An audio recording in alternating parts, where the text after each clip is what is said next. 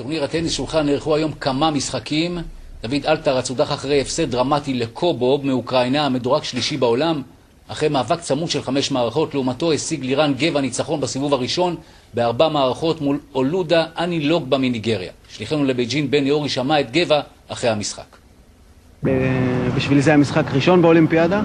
אני שמח שניצחתי 3-1, משחק טוב, ומחר מצפה לי משחק חדש וקשה נגד המדורג מספר 1, אוסטרי, בקרב על העלייה מהבית.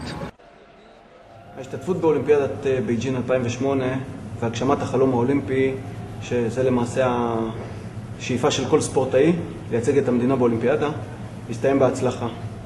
אבל זה רק נתן לי מוטיבציה ואמונה שאני יכול להשיג יותר. ובאולימפיאדת לונדון אני שואף להצליח יותר, כל הדרך לזהב, ולייצג את המדינה בכבוד. בוקר טוב, 7:30 בבוקר, גם אנחנו נוסעים לווינגייט. למרות מזג אוויר חורפי והתחשק מאוד לישון, אבל משמעת זה משמעת, יש לנו אולימפיאדה.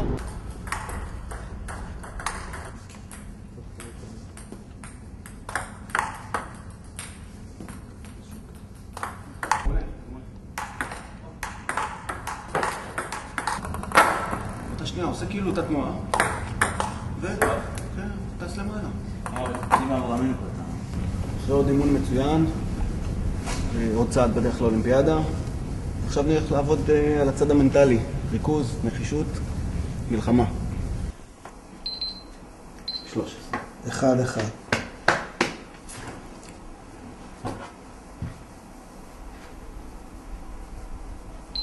(12) 1-2.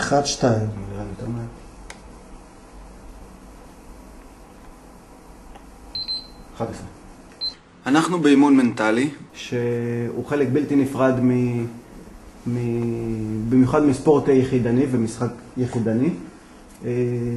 למעשה החוסן המנטלי והריכוז וללמוד איך לשלוט במחשבות במהלך משחק הוא חלק בלתי נפרד מספורטאי הישגי. משפט אחד.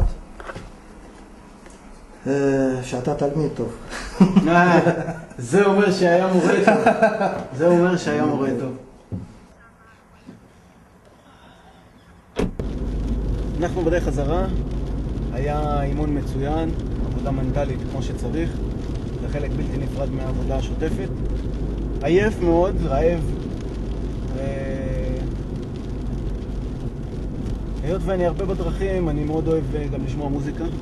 זה משהו שמעביר לי את הדרך, מרגיע אותי, וככה נותן לי אנרגיות להמשיך. עד האימון הבא.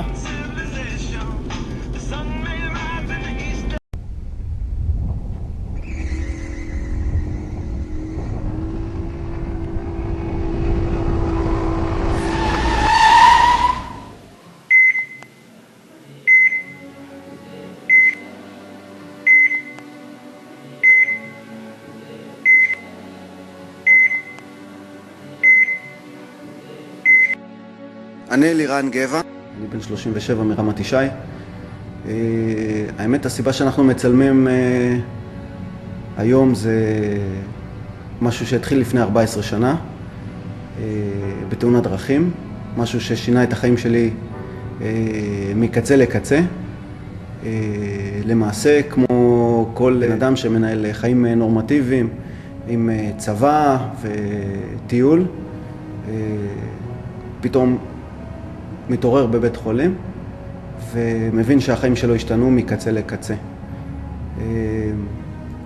למעשה החיים שלי התחילו באמת בצורה רגילה. אהבתי מאוד טבע, אהבתי מאוד ספורט. את החיים הספורטיביים שלי תמיד דאגתי שימלאו לי את הסדר יום. בגדול אני חושב שזה גם מה שנתן לי פוש גדול. אחרי התאונה, למנף את עצמי ולהצליח בשיקום ולהתחיל את החיים מחדש. אז החלטתי שאין שני דרכים.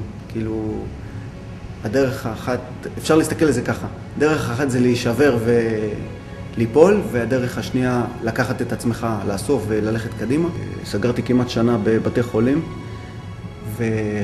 ולמעשה הייתי חייב להמשיך את הפעילות השיקומית, וככה למעשה מצאתי חיפשתי מועדון שיקבל אותי לטיפולי פיזיותרפיה ושחייה. פה למעשה, אתם רואים את הבריכה מאחוריי, פה התחלתי, כשהגעתי למועדון, אז למעשה התחלתי בשחייה, וממש במקרה, אחרי כל פעם שסיימתי לשחות, יש פה את השולחן הזה, והתחלתי לשחק ממש פה, זה היה לפני 10 שנים. ואפילו כדורים היו עפים לנו למים. עף לנו כדור. וכשהבאתי את אחד הכדורים מפה, פתאום ראיתי את האולם טניס שולחן. ולמעשה מפה הגיע הרעיון לבוא לנסות. אז אם לא היה את החלון הזה, אז אולי בכלל לא הייתי מגיע לטניס שולחן, ומי יודע מה היה יוצא ממני בסוף. ראיתי את לירן, שזה מה שנקרא, יש היום את התוכנית כוכב נולד, זה בדיוק לירן. ראיתי שחקן שיש לו את הניצוץ הזה, את משהו, איך אומרים, חומר גלם, יעלום כזה שאפשר לקחת ולעבוד איתו, וללטש. ואני מאמין, אנחנו מאמינים שלירן יכול בעצם להצליח בגדול באולימפיאדה, והמטרה היא מדליית זהב אולימפית.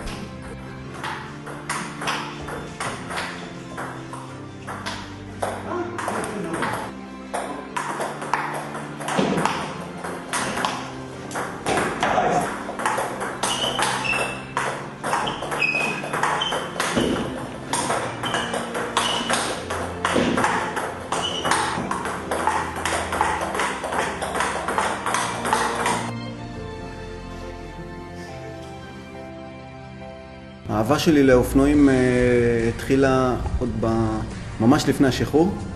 מאוד אהבתי לעסוק בספורט וכל מה שקשור בזה. כשהבנתי שאני לא יכול לרכב יותר על אופנועים, אז חיפשתי אחרי ריגוש מסוג שונה. ככה אני יכול לשלב את הקטע של האקסטרים, של הריגושים בטבע, וליהנות משתי העולמות.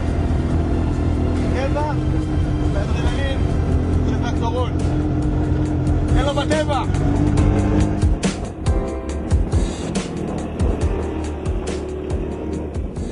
למעשה אני חצי שנה לפני המשחקים האולימפיים בלונדון.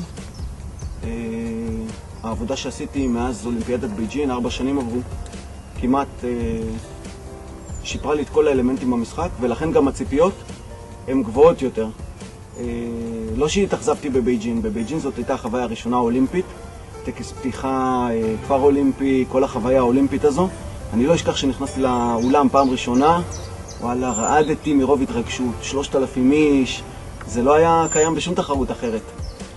באירופה ובאליפות עולם. באולימפיאדה זה משהו מחייב, והטובים בעולם, וכל אחד שואף לנצח. אני חושב שהשאיפות שלי אחרי אולימפיאדת לונדון הן שונות. חשוב לי הרבה יותר הקמת משפחה, ולגדל ילדים. זה באמת חלום שאני מאוד רוצה להגשים אותו. אז הכל אפשרי, ובטח שאני אהיה הכי מאושר בעולם אם אני אחזור עם מדליה. בוא ניתן קצת גול! עם השנים, הנחישות והעבודה הקשה, אני מרוצה. וחסרה פה רק מדליה אחת, אולימפית. לונדון 2012, הנה אני בא.